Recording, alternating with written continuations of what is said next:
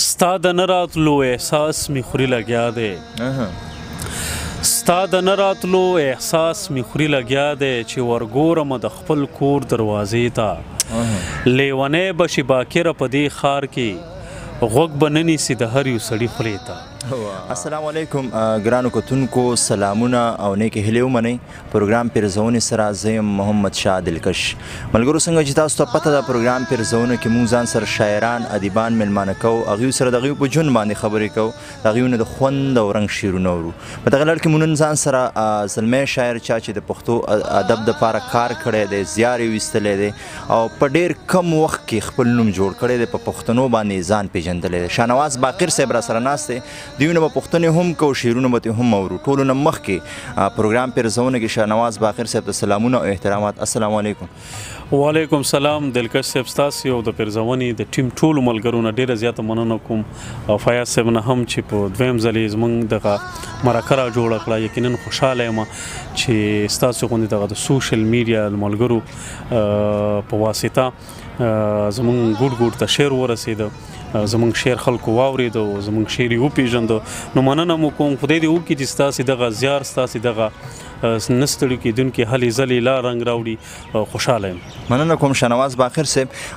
ډېرو ملګرو ته به پته وي چې شاه نواز باقر صاحب د کوم ځای سره تعلق ساتي، د کوم ځای سره تعلق ساتي، خو ډېر خلک تاسو د شعر په وجه باندې پوهېږي. ستاسو مخکینۍ مرکه باندې ډېر خلک کومنټس کړي چې نه پېښور سره تعلق ساتي، نه افغانستان سره تعلق ساتي. ډېرو خلکو ته ستاسو د زګي معلومات نشته دی، هغوی سره لږ خپل زی معلومات ورکړي ډېره ښه به وي. زه اکثر په مرکو کې دا وایم چې زما شناخت چې دی زه یو پښتون یم او پښتون چې د کوم ځای د هغې بنیاد زما دی. نو زه اوس دا نشم کولی چې زه د هغې ځای یم یا د دې ځای یم، خو پښتون یم او پښتون چې بنیاد د کوم ځای دی دا هر چاته پته دی زه د هماغه ځای یم. ډېره ښکلې خبره ده. شاه نواز باقر صاحب ژوند مو څنګه روان دی؟ ژوند ښکلی دی، ژوند رنګین دی، ژوند خوږلت لري، ژوند رنګینۍ لري او په دغې رنګینیو کې او په دغې هواګانو کې او په دغې رنګونو کې موږ هم ساګانې اخلو. دغه ساګانې ډېرې قیمتي دي ځکه چې ژوند په هر حالت کې چې څنګه څوک خوشحالي څوک خفه، خو زه وایم چې په هر حالت کې د ژوند نه مطمئنېدل پکار دي. ځکه چې د شاه سعود یو شعر رایتېږي چې د هر څه حد وي زندګۍ ظالمې بس دی که نه، نور در د ټیټ شمه سجدې وکم که څه وکم. نو دغه ژوند چې دی دا ښکلی دی. موږ په خپلو بنډارونو، په خپلو زده کړو، په خپلو لفظونو او په خپلو شعرونو باندې ښکلی کړی دی او ماشاءالله ښه مطمئن خوشحاله. اورېدلی مو چې ستاسو نوی کتاب هم را روان دی. د دې کتاب په هکله را سره هم لږ وضاحت وکړئ چې نوم مو له څه خوښ کړی دی او کله به راځي؟ زما د دریم کتاب نوم تږي څاڅکي دی چې ما په ډېرو مرکو کې دغې نوم ذکر هم کړی دی.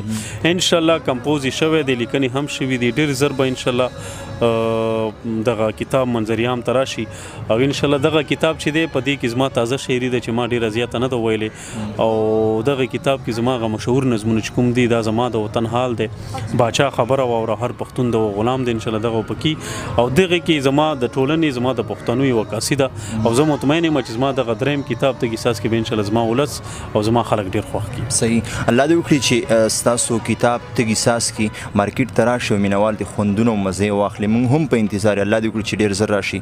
د دغه کتاب نه به راسره نن څه شریکوئ؟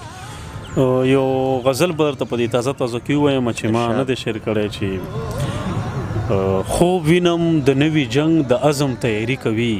خوب وینم د نوي جنگ د عزم تیاری کوي، خلک د خپل کور په دیوالونو کې سوري کوي او زه د دې دنیا په چلند ولې نه پوهېږم، ما بیا یې ځنګل ته او په خپله آبادي کوي. زهر مې خوړلی دي هغه هم په تیزابو کې، ژوند راته حیران دی چې څوک داسې خودکشي کوي. زهر مې خوړلی دي هغه هم په تیزابو کې، ژوند راته حیران دی چې څوک داسې خودکشي کوي. څوک چې ټوله ورځې د مارغانو پنجرې جوړوي، څوک چې ټوله ورځې د مارغانو پنجرې جوړوي، تا او خدای هغه راته کیسې د ازادي کوي. او ستا په هر باړه د لا اله وظیفه وایمه، ستا په مقدسو سترګو خلک دینداري کوي.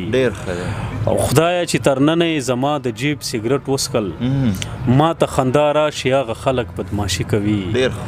ما د دې روان دور د ژرندې نه راوباسه، ما د دې روان دور د ژرندې نه راوباسه، ژوند راته باقره مسلسل سوال او زاری کوي. واه واه واه ډېر ښکلی. باقر صاحب دا راته ووایه چې باقر شاه نواز باقر صاحب خلکو په نظم ډېر ښه پېژندلی که په غزل یې ښه پېژندلی؟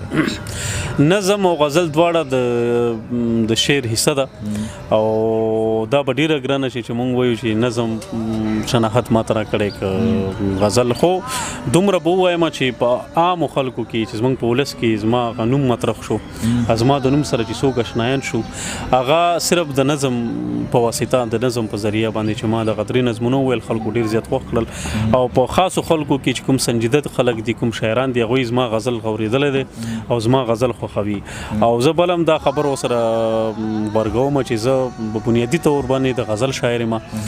نظم ما ډېر کم لیکلی دی او انشاءالله تازه نظم یې هم لیکلی دی، کاغذونه مې په کار دي انشاءالله دغه ډېر زر انشاءالله ښکلې مشاعرې په هغې کې به یو چې په دغې نظم کې ما د دغې ټولنې عکاسي په دې کې هم شوې ده. کاغذونه مې به کار دی نه مراد پیسې دي، یعنې پیسې په ژوند کې څومره اهمیت ادا کوي ځکه چې ما ډېر خلک لیدلي چې هغه د پیسو نه پاتې دي خو هغوی ژوند ډېر سخت دی. په همدغه یو ټولنې کې چې زموږ په دغه فوټپاتونو باندې د خلک پراته دي، زموږ دغه په معاشره کې چې څه کېږي دغه منفي کارونه دغه زیاتره په دغه پیسو باندې کېږي. دغه یو تصویر مې جوړ کړی دی انشاءالله چې دغه زما مینوال دغه پښتانه دي په منتظر اوسي چې یو نوی نظم یې را روان دی انشاءالله دا به هم د نورو نظمونو په څېر خلک ډېر خوښ کړي انشاءالله. ضرور الله دې وکړي چې داسې یو موقع برابره شي تاسو دغه نظم ووایئ موږ ته هم راورسي زموږ مینوالو ته هم ورورسي. نور به راسره څه شریکوئ پروګرام کې؟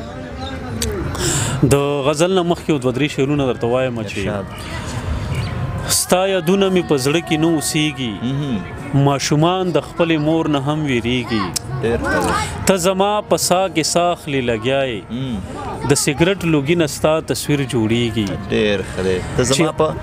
ته زما په سا کې سا اخلې لګیا د سګرټ لوګي نه ستا تصویر جوړیږي، چې هر څومره د چا زړه ساتم باقره بس همدومره رانه خلک خفه کېږي. ډېر ښه دی. او د یو بل غزل دی چې ارشاد روان په ځمکه یم هدف مې د اسمان نیولی، روان په ځمکه یم هدف مې د اسمان نیولی، لکه ماشوم مې خپلې ګوتې نه خپل ځان نیولی. حد دی یار بیا وایه دا شعر. روان په ځمکه یم هدف مې د اسمان نیولی، لکه ماشوم مې خپلې ګوتې نه خپل ځان نیولی. او هغه سړی اوس په کوڅه کې بنجاره نه پرېږدي،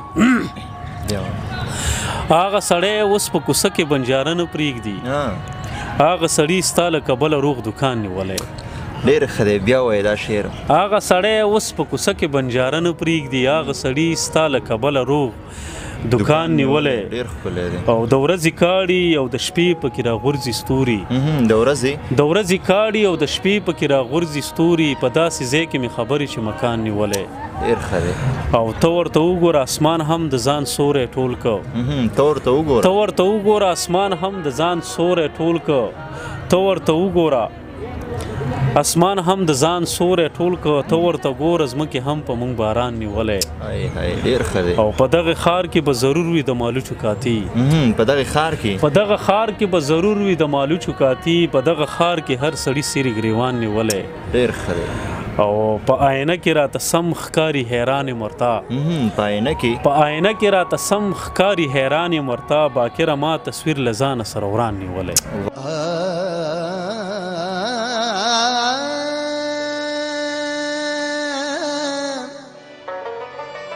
هر یو غزل هر یو شعر مو د اورېدو دی. الله دې وکړي چې ستاسو ذهن دغه شانې برقراره پاتې شي او د پښتنو دپاره ښکلي لفظونه ښکلي الفاظ راوړئ، پښتنو ترجماني پکې وکړي. باقر صاحب دې وخت کې به ځوان شاعران زموږ پروګرام ګوري، غزل به لیکي. که یو شاعر وغواړي چې زه ښه غزل ولیکم، معیاري غزل ولیکم، هغې دپاره څه کول پکار دي؟ ګوره دا شعر چې دی دا اوس چې زه ګورم زموږ ځوانان ماشاءالله د شعر سره ډېر علاقه او ذوق لري، نو دا ډېره د خوشقسمتۍ خبره ده چې خلک د شعر لپاره د دوی ذهني رجحان جوړ شوی دی. او دلته یو سوال دا راولاړېږي چې زموږ دغه اوسنی نسل چې کوم دی دغه ینګ ځوانان چې کوم دي دا د شعر معیار نه پېژني، د شعر په معیار پوره نه دي. نو زما ورته دغه یو هیله ده چې دوی باید زده کړي وکړي، دوی باید په ټولنو کې، دوی باید په بنډارونو شعرونو کې کینی هغه شعر پیژني غزل پیژني چاربیت پیژني نیمکي پیژني سندرو پیژني نظم پیژني دی دا د شي به د غیب د دې په بنیاد باید شاعري وکي نو دا د خوش قسمتۍ خبره ده چې نن سبا خلک د شعر د شاعرۍ سره ډیر علاقه لري ذوق لري خو په دې کې زیاتره شاعران خمره ووتل چې موږ دغه منظریام ته د غساس او سوشل میډیا لارې ډېر ښکلي اوازونه وروتل ډېر ښکلي شاعران وروتل چې دا د ډېر د خوشبختۍ خبره ده نو زما دغه یو پیغام و خدای دې وکړي زما دغه پیغام دوی ته ورسېږي دوی په عمل وکړي صحیح دا راته وایي باقر صاحب چې د یو شعر دپاره انداز لازمي دی که شعر کې معیار لازمي دی د شعر خو اول معیار ضروری دی ځکه چې ستا په شعر کې چې معیار وي نو هغه انداز ته ضرورت نه لري هغه په هر حالت کې چلیږي هغه په هر وخت هر زمان کې هغه خپل رنگ راوړي خو انداز هم ډېر رول ادا کوي ځکه چې ته ښه شعر ولیکې بیا ښکلی انداز د سره وي نو هغه د اردو یو ماته ټیکټ مې دوه مزي لکه دا خوندونه دوه شي نو انداز او شعر دواړه لازم او ملزوم دي صحیح نظم به راسره شریکوي پروګرام کې ستاسو د نظم ډېر زیات مینوال دي نظم هم درته وایم د نظم نه مخکې څو شعرونه درته وایم چې مړ کېدمه پرون ته را سره نه وې مړ کېدمه پرون ته را سره نه وې په صحرا کې وم اوبه را سره نه وې ډېر ښکلی دی ته به هم را سره پروت وې په ازغو کې غمه ښه دی چې اوده را سره نه وې بیا وایه دا شعر ته به هم را سره پروت وې په ازغو کې غمه ښه دی چې اوده را سره نه وي د زړه په کور کې مې یوازې ستا تصویر پروت دی د زړه په کور کې مې یوازې ستا تصویر پروت دی ماتې تنبې ته مې د سرو زرو زنځیر پروت دی راویغ به نه شمه مړوند به د اوبه شي ګوره زما په سترګو کې د ډېر وخت نه شوګیر پروت دی راویغ به نه شمه مړوند به د اوبه شي ګوره زما په سترګو کې د ډېر وخت نه شوګیر پروت دی او په دې ښار کې مصور نشته منظر ورخایم په دې ښار کې مصور نشته منظر ورخایم په خپل ریخي صادر باندې فقیر پروت دی بیا وایه دا شعر په دې ښار کې مصور نشته منظر ورخایم په خپل ریخي صادر باندې فقیر پروت دی خلک ورک شوي تصویرونه خلکو ولګول خلک ورک شوي تصویرونه خلکو ولګول پر رڼا ورځې څراغونه خلکو ولګول او په ما او تا به څنګه نه لګي فتوی د کفر په فرښتو هم الزامونه خلکو ولګول ډېر ښه بیا ووایه دا شعر په ما او تا به څنګه نه لګي فتوی د کفر په فرښتو هم الزامونه خلکو ولګول او د قبلولو نه خبر نه یم خو دومره وایم چې د سجدو په نوم سرونه خلکو ولګول ډېر ښکلی او شعر دی چې مرغان خفه دي تر ځنګل آبادي را نشي مرغان خفه دي تر ځنګل آبادي را نشي په هدیرو کې دیوالونه خلکو ولګول ډېر ښه او چې د چا خیال خاطر کې هم چرته باکره نه و په داسې ځای کې قدمونه خلکو ولګول حد دی ډېر زبردست ښکلی نظم ووایم ارشاد غوږي ورته خوند به وکړي کتاب نه ورته ووایم که راواوړېدو ژوند یو ورکوټې نظم دی خو ډېر غورې طلب نظم دی په دې دی ټول مینوال ځان پوهي کی یو تصویر په کو دی رښتونی تصویر دی د دې نظم عنوان هم تصویر دی د ژوند یو بل تصویر ته فکر یوړم د ښار په منځ کې د سړک په غاړه یو سړي مونځ په خپل صادر کولو مولا اذان د مازیګر کولو د ژوند یو بل تصویر ته فکر یوړم د ښار په منځ کې د سړک په غاړه یو سړي مونځ په خپل صادر کولو مولا اذان د مازدیګر کولو زه چېرته تلم ورته ودرېدمه چې مونځ یې وکړلو راپاڅېدلو چې لمونځ یې وکړلو راپاڅېدلو څادر یې څنډ وهه او چغې یې کړې جانمازونه واخلئ جانمازونه واخلئ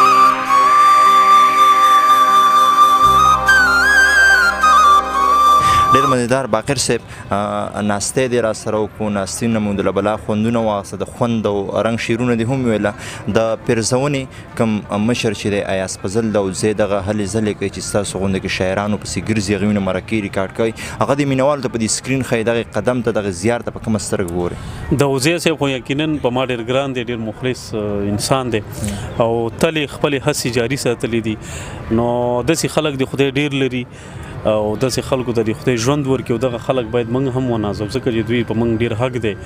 نو ستاسې د دغه پیرزونې څومره پروګرامونه دي یقینا معیاري دي، ښکلي خلکو سره پروګرامونه کړي دي او دغه ستاسې ګامونه ستاسې دغه هلې ځلې باید په مثبت طریقو باندې استعمال شي. نو خوشحاله یو او بیا به انشاءالله کینو او دغه غږ چې دی ټولو مینوالو ته وایم چې دغه د پیرزونې دغه مرکه شیر کړي له ملګرو سره تر څو د دغې ملګرو دغه حوصله افزایي وشي او دغه خلک ته ورسېږي. مننه. په اخره کې زموږ مینوالو له پیغام ورکړي بیا پروګرام راغونډو.